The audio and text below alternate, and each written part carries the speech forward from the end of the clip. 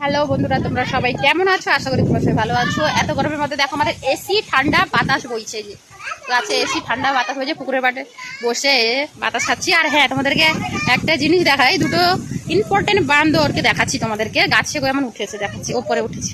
এই দেখো দুজন, আমরা তো উঠতে পারবো না, এত আমার মেয়েটাও ওপর দিয়ে সিঁড়ি দিয়ে উঠে গেছে। এই যে দুজন আম পাড়তে উঠে গেছে, দেখো গাছে।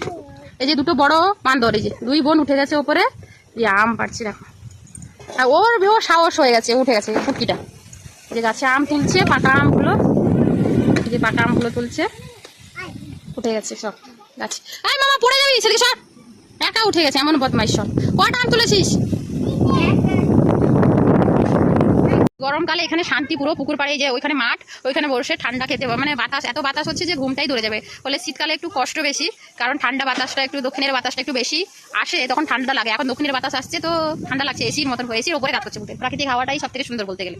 আর দেখো হালত দেখো শুধু, এই যে দুজনে উপরে উঠে গেছে, দিয়ে এখানে হয় যে আম তোলা শুরু করে দিয়েছে, গাছের উপরে উঠে গিয়ে আম। আর এই দেখো হ্যাঁ আম দেখেছি। আর আমাকে একটু ইগনোর করে যাও, যেহেতু সকালে সকাল নয়, যদি এখনো 12টা বাজে, এখনো স্নান টান হয়নি, একটু পাগল অবস্থায় আছি আমি, তো আমাকে একটু ইগনোর করে যাও। আর দুজন তো ওপরে মিছিমিছি উঠে গেছে, সাহস কি রে বাবা, আমি ভয় পাই। আর আমার মেয়েকে দেখা এই ঢঙ্গরঙ্গ। তো যারা আম খেতে চাও চলে আসো।